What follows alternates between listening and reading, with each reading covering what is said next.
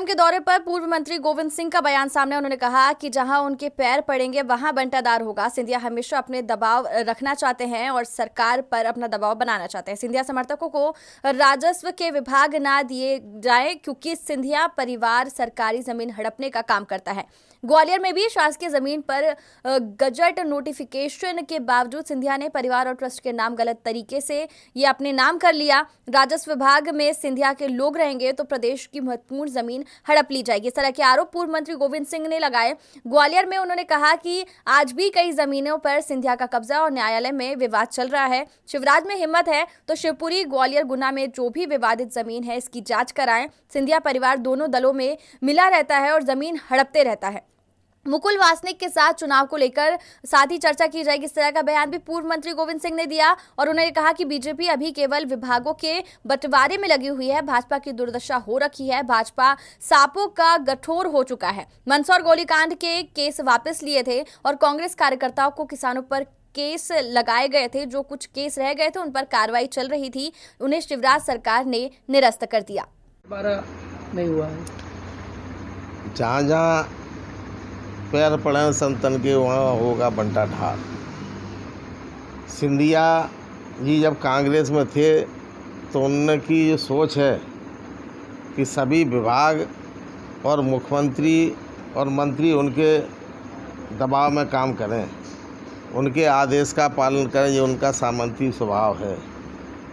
अभी मैं हालांकि मेरे को सलाह देने की आवश्यकता नहीं, विपक्ष में हूँ, लेकिन प्रदेश की 7.5 करोड़ जनता की ओर से उनके हित में मैं मुख्यमंत्री शिवराज सिंह जी से अनुरोध करना चाहता हूं कि सिंधिया समर्थकों को राजस्व के विभाग न दिया जाए, क्योंकि राजस्व विभाग जब जब सिंधिया के लोगों पे आया है और सिंधिया का प्रभाव क्षेत्र राजस्व विभाग के अधिकारियों को लैंड रिकॉर्ड वगैरह में इन्होंने अपने कमिश्नर बैठा ले हैं, तब शासकीय ज़मीनों को हड़पने का काम सिंधिया जी के द्वारा, इनके परिवार के द्वारा किया गया है।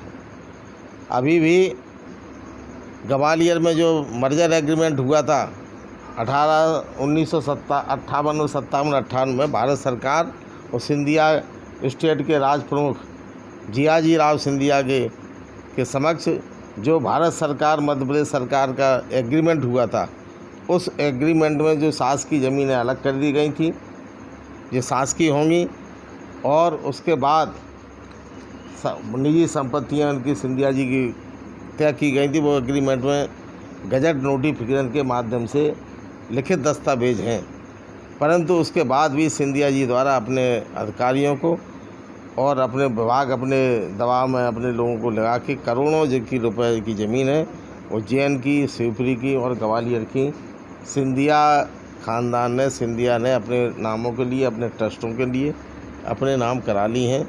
हमारी शिवराज सिंह जी से मांग है, हालांकि मुझे अधिकार नहीं है, सलाह है कि आप राजस्व विभाग को छोड़कर चाहे कुछ दें, लेकिन इससे ज़रा बचाव करें, अन्यथा पूरी प्रदेश की शासकीय गरीब जनता की संपत्ति जो जनहित के काम होने वाले हैं, विकास के कार्यक्रम के लिए ज़मीनें तय की गई थी, वो सब सिंधिया जी द्वारा हड़प ली जाएंगी। आज भी न्यायालय में तमाम प्रकरण ग्वालियर उच्च न्यायालय में ज़मीन हड़पने के सिंधिया जी के खिलाफ चल रहे हैं। और इसके अलावा मैं ये भी कहना चाहता हूँ कि जो सिंधिया से संबंधित ज़मीनें पे मुकदमे हों, उनमें सिंधिया जी द्वारा प्रस्तावित एडिशनल एडवोकेट जनरल और शासकीय अधिवक्ताओं को इससे दूर रखा जाए।